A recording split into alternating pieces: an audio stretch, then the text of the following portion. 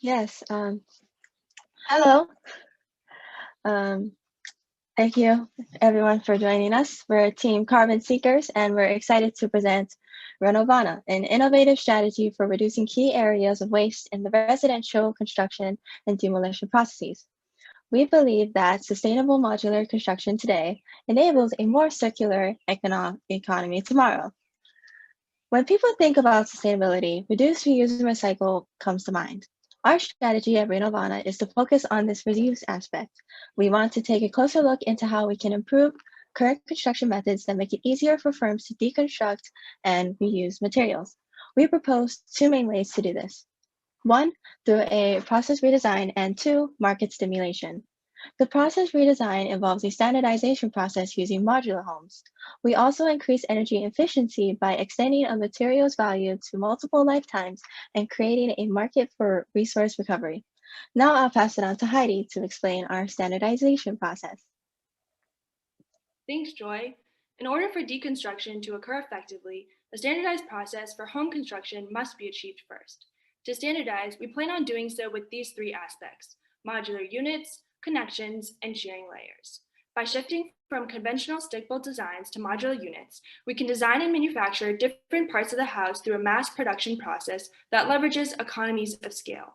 They will conform to a universal floor plan system, but there is a degree of flexibility in the geographical placement of each unit. By constraining the design space for contractors, we will reduce the amount of waste seen in conventional stick-built construction while still retaining a level of customizability that homeowners look for.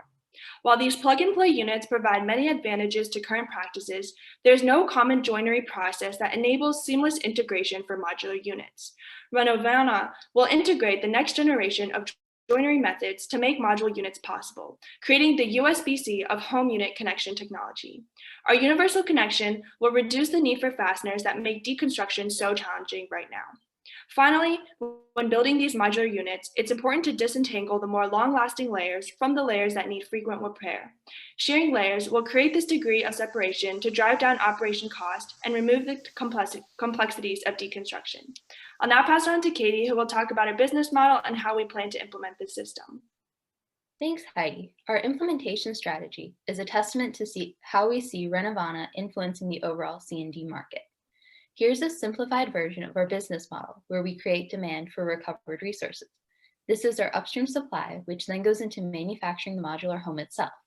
Once all the pieces are manufactured in the plant, they are shipped to their on-site location where a constructor and contractor team will assemble each of the pieces using the connections that were previously discussed. When the house needs to be rebuilt, a team will come and remove each of the modules from its connections. Because the modules have been standardized, the entire module can be reused again for another site if it passes quality assurance. Alternatively, the home can be deconstructed by removing individual panels. The resources that can be recovered, mainly the steel, concrete, and wood, can then be repurposed to make new modular homes. To make this model feasible, we need to improve construction reuse and public perception. To do so, we propose legislation to standardize floor plans, modularize design specs, and ensure that each material is up to quality. Legislation could offer tax breaks and lead credits to encourage consumer demand for resource recovery. Alex, I'll pass it over to you now. Thank you, Katie. Today, the construction industry accounts for over a third of global carbon emissions. Today, one standard home requires 435 gigajoules of energy and 53 metric tons of carbon to produce. Although these structures may last decades, there are currently zero productive markets for these materials to be effectively recycled into. As of now, the C&D waste recovery industry struggles to close the gap in a circular housing construction market because of how cost prohibitive and inefficient it is to reuse their end products in housing applications. Our solution fixes that by developing economic incentives for all stakeholders. Through modular house designs constructed from repurposed materials, we achieve at least 35% in energy savings, $45,000 in reduced costs, and 90% reduction in waste per home. By giving these construction materials numerous lifetimes, their value multiplies with each application. If we are to address the urgency of our climate change problem, we must address it on all fronts. Every product we use, including our homes, has an embodied energy and carbon footprint tied to it. So if we are serious about really reducing, reusing, and recycling, let's start close to home, literally. Thank you.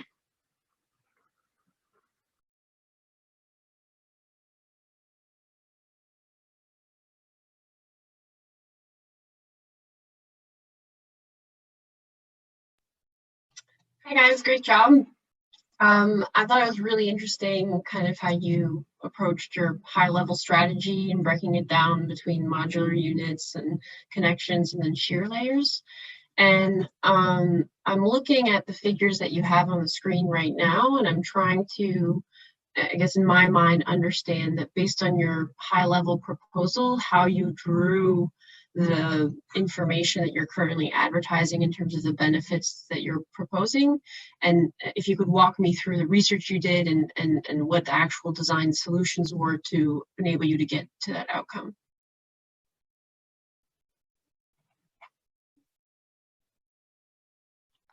So we looked at the average amount of material that went into constructing a 2,000 square foot stick-built house, and the energy that would go into each unit volume of that material for energy and carbon. And then we looked at the reduction in the material that's needed for a modular design house. So because the modular homes are built in a factory, there is a lot less waste because the materials aren't being exposed to the elements. They can be bought in bulk and scraps can be used for other modular homes. And there's less transportation cost and you don't need extra materials. So because the waste is reduced, the amount of energy and carbon being used to make all the materials for the homes are reduced. And that leads to a reduction in cost, energy, and the carbon that goes into making the materials. Awesome, thank you very much. Could you guys go into a little bit more detail on the shearing layers? I thought that was really interesting, and I'd like to hear a little bit more about what constitutes like layers that need more upkeep, and where you guys are seeing that level of separation.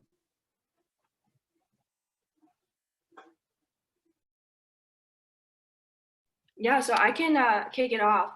But so the idea of shearing layers, I guess the larger principle is that we want to disentangle the long-lasting layers. So the foundational layers, that make up the building itself, some more of the layers for like such as cabling and plumbing that, have a longer lifetime than the foundational materials, but still are pretty long-term, and then layering it on top with, for example, furniture or parts that need repair every 2 or 3 years. And so basically you're layering it based on how many times you see it being repaired in a building's lifetime, which could be between 30 or 50 years.